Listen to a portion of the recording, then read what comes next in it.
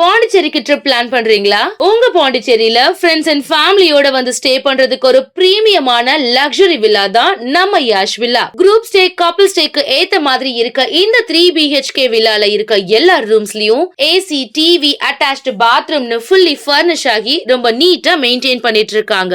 தேவைப்பட்டா சமைச்சுக்க கிச்சன்ல எல்லா யூட்டன்சில்ஸும் இருக்கு. அது மட்டும் இல்லங்க, ஆர்டர் பண்ணா homemade food, car and bike ரெண்ட்ஸ்க்கு கூட ரெடி பண்ணி கொடுக்கறாங்க. அது மட்டும் இல்லங்க, வாக்கபிள் டிஸ்டன்ஸ்ல veg and non veg hotels, KFC chicken and super மார்க்கெட்ஸும் அவைலபிளா இருக்கு. உங்க வீக்கெண்ட இன்னும் வைப் ஆக்குறதுக்கு பிரைவேட் ஸ்விம்மிங் பூலும் இருக்குங்க. கார் பார்க்கிங் வசதியோட இருக்க நம்ம யாஷ் வில்லா பாண்டிச்சேரியோட சென்டர்ல இருக்கிறதுனால இங்க இருந்து 5 கிலோமீட்டர்ஸ்ல எல்லா டூரிஸ்ட் அட்ராக்ஷன்ஸையும் நீங்க ஈஸியா ரீச் பண்ணிடலாம். இன்னும் எங்க வெயிட் பண்ணிட்டு இருக்கீங்க? உடனே கால் பண்ணுங்க 9952421750. உங்க ஸ்டேவை கன்ஃபார்ம் பண்ணிக்கோங்க.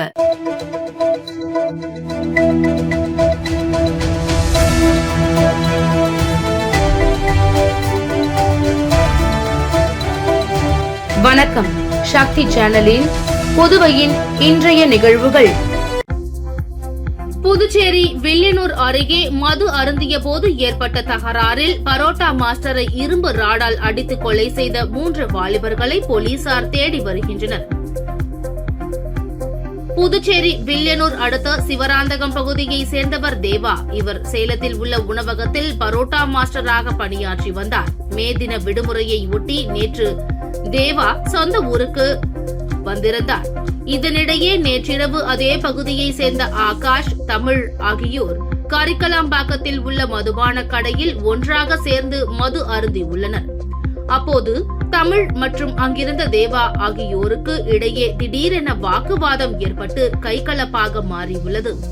அக்கம் பக்கத்தினர் மோதலை விலக்கிவிட்ட நிலையில் அங்கிருந்து கிளம்பிய தேவா தனது நண்பரான ராகுல் மற்றும் சிலருடன் அரியூரில் உள்ள தனியார் பொறியியல் கல்லூரி பின்புறத்தில் அமர்ந்து மீண்டும் மது அருந்திக் கொண்டிருந்தனர். அப்போது தமிழ், ஆகாஷ் மற்றும் அவரது நண்பர் ஆதி ஆகியோர் இருசக்கர வாகனத்தில் தேவா இருக்கும் இடத்திற்கு இரும்பு ராடு, பைப் உள்ளிட்ட பயங்கர ஆயுதங்களுடன் வந்துள்ளனர். இதனை பார்த்து அதிர்ச்சி அடைந்த தேவா மற்றும் அவரது நண்பர்கள் அங்கிருந்து தப்பி ஓட முயன்றனர். ஆனால் தேவாவை சுற்றி வளைத்த தமிழ் மற்றும் அவரது கூட்டாளிகள் கொடூரமாக அடித்துள்ளனர். அதில் இரத்த காயங்களுடன் தேவா மயக்கம் அடைந்து சரிந்ததும் அக்கும்பல் பைக்கில் தப்பி சென்று விட்டது. இதனைத் தொடர்ந்து படுகாயத்துடன் உயிருக்கு போராடிய தேவாவை அவரது நண்பர் ராகுல் மீட்டு கதிர்காமம் அரசு மருத்துவமனை கொண்டு சென்றார். அங்கு தேவாவை பரிசோதித்த மருத்துவர்கள் அவர் ஏற்கனவே உயிரிழந்து விட்டதாக தெரிவித்தனர். இதுகுறித்து ராகுல் அளித்த புகாரின் பேரில் வில்லியனூர் போலீசார் வழக்கு பதிவு செய்து தலைமறைவாக உள்ள 3 பேரையும் தேடி வருகின்றனர். புதுச்சேரி பிராந்தியத்தில் நாளை 9 தேர்வு மையங்களில் நடக்கும் நீட் நுழைவுத் தேர்வினை 4440 பேர் எழுதுகின்றனர். MBBS, பல் மருத்துவம் உள்ளிட்ட மருத்துவ படிப்பிற்கான நீட் நுழைவுத் தேர்வு நாளை நாடு முழுவதும் மதியம் 2 மணி முதல் மாலை 5 மணி வரை நடக்க உள்ளது. 26 லட்சம் பேர் எழுத உள்ளனர். இதில் புதுச்சேரியிலிருந்தும் 7000க்கும் மேல் நீட் எழுத விண்ணப்பித்துள்ளனர். புதுச்சேரி பிராந்தியத்தில் 9 மையங்களில் நடக்கும் நீட் தேர்வினை 4440 பேர் எழுத உள்ளனர். அதிகபட்சமாக புதுச்சேரி பல்கலைக்கழகத்தில் 960 பேர் எழுதுகின்றனர். புதுச்சேரி தொழில்நுட்ப பல்கலைக்கழகத்தில் 720 பேர், கோரிமேடு ஜிப்மர் கேந்திர வித்யாலயா பள்ளியில் 480 பேர், காலாப்பட்டு கேந்திர வித்யாலயா பள்ளி 240, நவோதயா வித்யாலயா பள்ளி 240, சின்னாத்த அரசு பெண்கள் பள்ளியில் 480, திருவள்ளுவர் அரசு பெண்கள் மேல்நிலைப் பள்ளியில் 480, வில்லியனூர் கண்ணகி அரசு பெண்கள் பள்ளியில் 480, பாரதிதாசன் அரசு பெண்கள் கல்லூரியில் 360 பேர் நீட் தேர்வினை எதிர்கொள்ள உள்ளனர். நீட் தேர்வினை ஒட்டி பல்வேறு கட்டுப்பாடுகள் விதிக்கப்பட்டுள்ளன.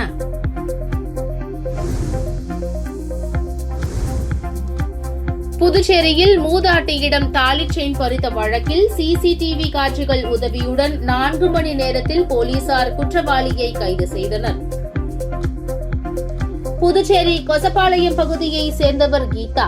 இவரது கணவர் சந்திரன். இந்நிலையில் நேற்று முன்தினம் இரவு கொசப்பாளையம் வேல்முருகன் நகரில் உள்ள முருகன் கோவிலில் சாமி தரிசனம் செய்துவிட்டு கீதா வீட்டிற்கு திரும்பி வந்தார். கீதா வீட்டிற்குள் நுழைய முயன்றபோது மர்ம நபர் ஒருவர் கீதாவின் கழுத்தில் அணிந்திருந்த 6 சவரன் தாலி செயினை அறுத்து கொண்டு தப்பி ஓடினார். உடனே கீதா சத்தம் போடவே அக்கம் பக்கத்தினர் வருவதற்குள் மர்ம நபர் அங்கிருந்து தப்பி சென்றார். இது குறித்த புகாரின் பேரில் உருளையன்பேட்டை போலீசார் வழக்கு பதிவு செய்து விசாரணை நடத்தினர். சம்பவம் நடந்த திருமால் நகர், அண்ணா நகர் பகுதியில் உள்ள 50க்கும் மேற்பட்ட சிசிடிவி காட்சிகளை போலீசார் ஆய்வு செய்ததில் துப்பு துலங்கியது. அப்போது அண்ணா நகர் 8வது கிராஸ் அருகே புதிதாக கட்டப்பட்டு வரும் கட்டிடத்தில் கட்டுமான தொழிலாளியாக பணியாற்றி வரும் மேற்கு வங்க மாநிலத்தை சேர்ந்த ராஜேஷ் மொண்டல் ஜோயல் என்பவர் செயின் பறிப்பில் ஈடுபட்டு இருப்பது தெரியவந்தது. இதனை அடுத்து அவரிடம் போலீசார் நடத்திய விசாரணையில் ராஜேஷ் மொண்டல் கடந்த 3 மாதங்களுக்கு முன்பு கட்டுமான பணிக்காக புதுச்சேரிக்கு வந்ததாகவும் பணம் தேவை இருந்ததால் நகை பறிப்பில் ஈடுபட்டதாக தெரிவித்தார். இதனை அடுத்து போலீசார் அவரை கைது செய்து நகையை பறிமுதல் செய்தனர். பின்னர் நீதிபதி முன் ஆஜர்படுத்தி காலாப்பட்டு சிறையில் அடைத்தனர்.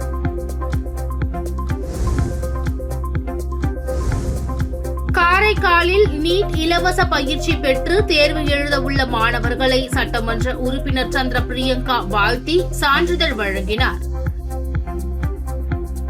காரைக்காலில் உள்ள டாக்டர் எய்ம்ஸ் அகாடமி சார்பில் 2026ஆம் ஆண்டு நீட் தேர்வுக்கு தயாராகும் மாணவர்களுக்கு இலவச நீட் பயிற்சி அளிக்கப்பட்டது.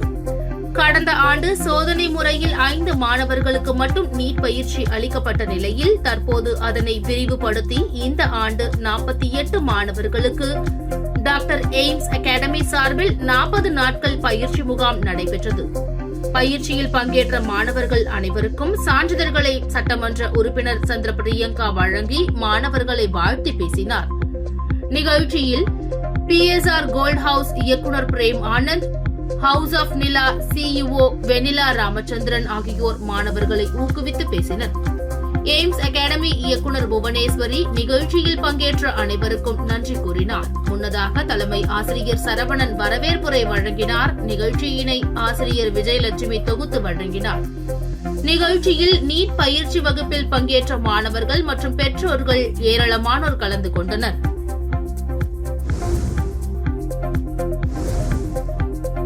கரையாம்பத்தூர் திரௌபதியம்மன் ஆலயத்தில் தீமிதி திருவிழா சிறப்பான முறையில் நடைபெற்றது. புதுவை மாநிலம் பாகூர் கொம்யூன் கரையாம்பத்தூர் கிராமத்தில் எழுந்தருளி உள்ள ஸ்ரீ திரௌபதியம்மன் ஆலயத்தில் தீமிதி விழா சிறப்பாக நடைபெற்றது. சித்திரை மாதம் 10ஆம் தேதி கொடியேற்றத்துடன் திருவிழா தொடங்கியது.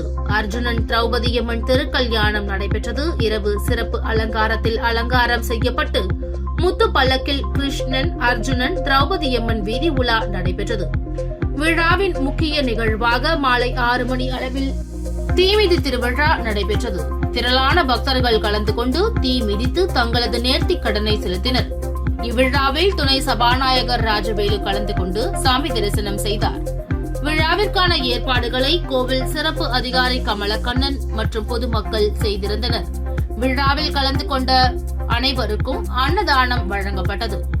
மறுநாள் அம்மனுக்கு மஞ்சள் நீராட்டு விழா நடைபெற்றது. அதனைத் தொடர்ந்து தர்மர் பட்டாபிஷேகம் நடைபெற்றது. முன்னதாக கரகாட்டம் மற்றும் தெருக்கூத்து நடைபெற்றது. பெரிய மார்க்கெட் மளிகை கடையில் ஏற்பட்ட தீ விபத்தில் ரூபாய் 25 லட்சம் மதிப்பிலான மளிகை பொருட்கள் மற்றும் ரொக்கம் எரிந்து சேதமடைந்தது. புதுச்சேரி அம்பலத்தடையார் வீதியை சேர்ந்த செல்வகுமார் பெரிய மார்க்கெட் கறிக்கடை சந்திப்பில் மளிகை கடை நடத்தி வருகிறார். இவர் நேற்று இரவு கடையை மூடிவிட்டு வீட்டிற்கு சென்றார். இந்நிலையில் அதிகாலை பெரிய மார்க்கெட்டில் உள்ள கடைக்காரர்கள் சிலர் செல்வகுமாரை மொபைல் மூலம் தொடர்பு கொண்டு அவரது கடையில் இருந்து புகை வருவதாக தெரிவித்தனர். இதனை அடுத்து செல்வகுமார் உடனடியாக அங்கு வந்து கடையை திறந்தார். அப்போது கடையில் உள்ள மளிகை பொருட்கள் தீப்பிடித்து எரிந்து கொண்டிருந்தது. அதிர்ச்சி அடைந்த அவர் அருகில் இருந்த தண்ணீரை கொண்டு தீயை அணைக்க முயன்றார். ஆனால் தீ மளமளவென பரவியது. உடனடியாக தீயணைப்பு துறையினருக்கு தகவல் அளித்தனர். தீயணைப்பு வீரர்கள் விரைந்து வந்து போராடி தீயை அணைத்தனர். அதற்குள் கடையில் இருந்த ரூபாய் 20 லட்சம் மதிப்பிலான மளிகை பொருட்கள் மற்றும் கல்லாவில் வைத்திருந்த 4,60,000 ரொக்கம் தீயில் எரிந்து சேதமடைந்தது.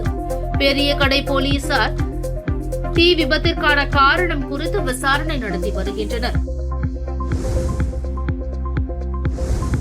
புதுச்சேரி குருமாம்பேட் பகுதியில் எழுந்தருளியுள்ள ஸ்ரீ யோக மாயா லலிதாம்பிகை ஸ்ரீ மகா சாம்ராஜ்ய லலிதாம்பிகை ஆலயத்தில் சித்திரை மாத பௌர்ணமியை முன்னிட்டு அம்மனுக்கு மகா அபிஷேகம் மற்றும் மகா தீபாராதனை நடைபெற்றது. இதில் திரளான பக்தர்கள் பங்கேற்று லலிதாம்பிகை அம்மனை வழிபட்டு சென்றனர்.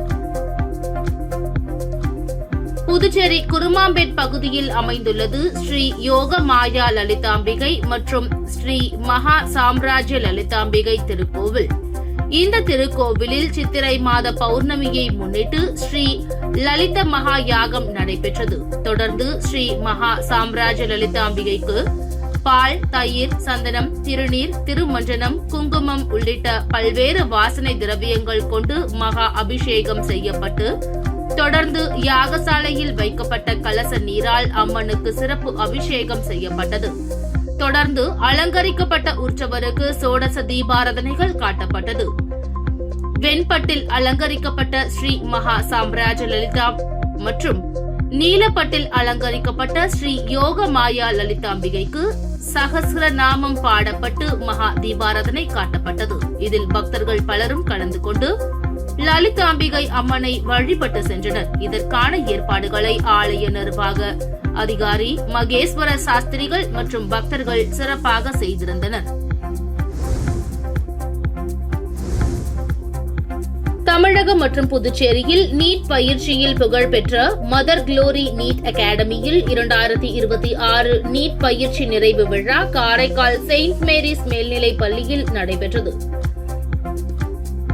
இதில் வரும் ஞாயிற்றுக்கிழமை நடைபெறவுள்ள நீட் தேர்வை எவ்வாறு எதிர்கொள்வது மற்றும் அதிக மதிப்பெண் பெறுவதற்காக விழிப்புணர்வு மற்றும் ஆலோசனை வழங்கப்பட்டது. இதில் 130க்கும் மேற்பட்ட மாணவர்கள் கலந்து கொண்டு பயன்பெற்றனர். இந்நிகழ்ச்சியில் செயின்ட் மேரிஸ் மேல்நிலைப்பள்ளி முதல்வர் அருட்தந்தை சாமுவேல், காரைக்கால் நகர காவல் ஆய்வாளர் அருட்செல்வன், தமிழ்நாடு தனியார் ஆசிரியர் சங்க தலைவர் பால்மணி, முனைவர் சுரேஷ்குமார் ஆகியோர் கலந்து கொண்டு மாணவர்களிடம் சிறப்புரையாற்றினர். மேலும் மதர் குளோரி நீட் அகாடமி நிறுவனர்கள் அந்துவான் பிரபு மற்றும் ராபர்ட் கிளைவ் ஆகியோர் விருந்தினர்களை வரவேற்று மாணவர்களிடம் நீட் தேர்வில் அதிக மதிப்பெண் பெறுவதற்கான யோசனைகளை வழங்கினர். இதில் ஏராளமான ஆசிரியர்கள் கலந்து கொண்டு மாணவர்களை ஆசிர்வதித்து வாழ்த்தி பேசினர். இந்த 40 நாள் நீட் சிறப்பு பயிற்சி வகுப்பு தங்களுக்கு மிகவும் பயனுள்ளதாக இருந்தது என கூறி மாணவர்கள் மகிழ்ந்தனர். சித்ரா பௌர்ணமியை ஒட்டி புதுச்சேரி கடற்கரை சாலையில் மகா சமுத்திர ஆரத்தி சேவா சங்கம் சார்பில் நடந்த சிறப்பு மகா சமுத்திர ஆரத்தி பூஜையில் கவர்னர் கைலாஷ்நாதன் உட்பட திரளான பக்தர்கள் கலந்து கொண்டு வழிபட்டனர். சித்ரா பௌர்ணமியை ஒட்டி புதுச்சேரி மகா சமுத்திர ஆரத்தி சேவா சங்கம் சார்பில் சிறப்பு மகா சமுத்திர ஆரத்தி பூஜை கடற்கரை சாலை தலைமை செயலகம் எதிரில் நடந்தது. இதனை ஒட்டி நேற்று மாலை சிவவாத்தியங்கள் முழங்க நிகழ்ச்சி தொடங்கியது. சுமங்கலி பெண்கள் அகல் விளக்கு ஏற்றி கடல் அன்னைக்கு தீபம் காட்டினர். தொடர்ந்து மகா சமுத்திர ஆரத்தி நிகழ்ச்சி நடந்தது.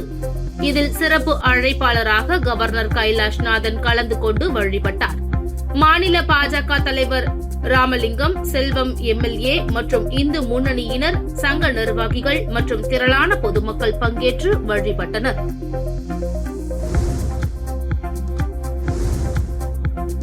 காட்டேரிக்குப்பம் பகுதியில் அமைந்துள்ள 33 அடி உயர அருள்மிகு சுந்தரநாயகி உடனுரை அஷ்டலிங்கேஸ்வரர் ஆலயத்தில் சித்ரா பௌர்ணமியை முன்னிட்டு நடைபெற்ற சிறப்பு பூஜையில் திரளான பக்தர்கள் கலந்து கொண்டு சுவாமி தரிசனம் செய்தனர்.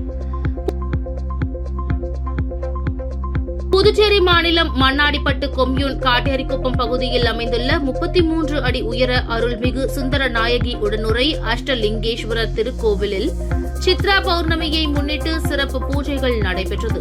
இதில் சிவபெருமானுக்கு அலங்காரம் செய்து மகா தீபாராதனை காண்பிக்கப்பட்டது.